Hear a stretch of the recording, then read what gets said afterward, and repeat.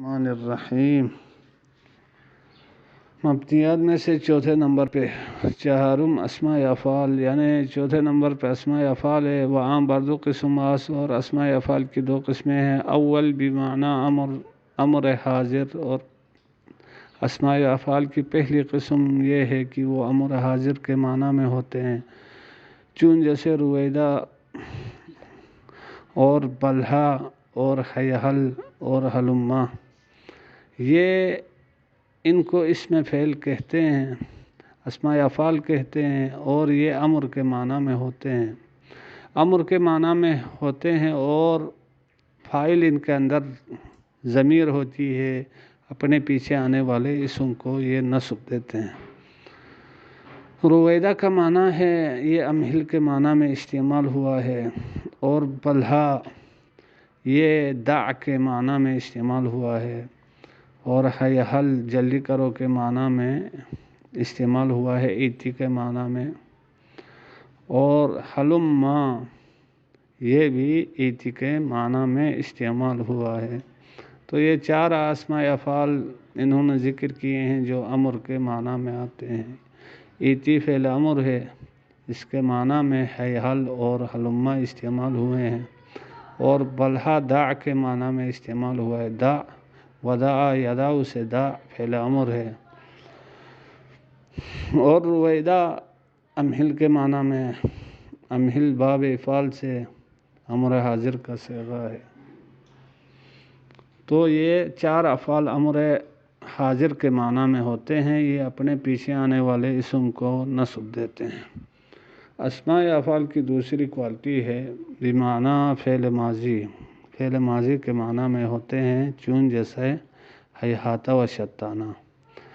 ہیہاتا یہ بعودہ کے معنی میں استعمال ہوتا ہے، شطانہ افترقہ کے معنی میں استعمال ہوتا ہے۔ ہیہاتا زیدن زید دور ہوا، و شطانہ زید و امر، امر اور زید ایک دوسرے سے جدا ہو گئے۔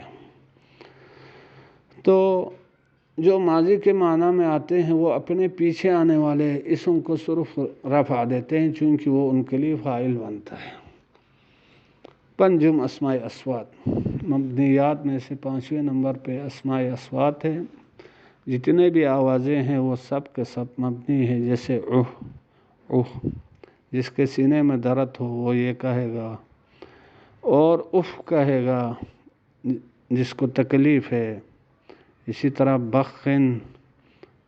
بخن کرے گا، کہے گا مبارک ہو مبارک ہو، اور نخا اونٹ کو بٹھانے کے لیے، اسی طرح غا کوے کی آواز ہے۔ یہ سب کے سب اسماء اصوات ہے اور سب کے سب مبنی ہیں۔ ششم اسماء ظروف، اسماء ظروف ہے چھٹے نمبر پہ۔ ظروف کی دو قسمیں ہیں، کچھ ظروف مکان ہیں تو کچھ ظروف زمان ہیں۔ ظروف زمان، ظرف زمان، چون از جیسا کہ از ہے، اذا ہے، و متا اور متا ہے، و کیفا اور کیفا ہے، و ایانا اور ایانا ہے، و امسی اور امسی ہے، و مز و منزو اور مز اور منزو ہے، و قطو اور قطو ہے، و اوزو اور اوزو ہے، و قبلو اور قبلو ہے، و بعدو اور بعدو ہے۔ وقت کی مضاف باشان، جب بھی یہ اسماء مضاف ہوں و مضاف الیہ محذوف، اور ان کا مضاف الیہ محذوف ہو، ساتھ ساتھ منوی باشد، محذوف بھی ہو اور منوی بھی ہو، نیت میں بھی ہو، تو اس صورت میں یہ مبنی ہوتے ہیں۔ و ظرف مکان، ظرف مکان جیسے چون حیثو ہے، قدامو ہے، تحتو ہے، فوقو ہے۔ وقت کی مضاف باشد، جب بھی یہ اضافہ ہو، جب بھی یہ اضافہ ہو، کس کی طرف؟ اپنے ماں باپ کی طرف۔ اچھا، وہ مضاف الیہ محذوف منوی باشد، اور ان کے بھی مضاف الیہ محذوف ہو اور نیت میں ہو تو بھی یہ مبنی ہوں گے۔ ساتویں نمبر پہ اسماء کنایات ہے، چون جیسے اسماء کنایات کی مثال کم و قضا، کم یعنی کم رجلاً عندک، کتنے کم رجلاً عندک، کتنے آدمی ہیں تیرے پاس، وکذا چند آدمی تیرے پاس ہے. یہ کنایہ ہے ایک عدد سے. اسی طرح کیتا اور زیتا ہے، ایسا ویسا، یہ کنایات ہے دونوں حدیث سے یعنی بعد سے.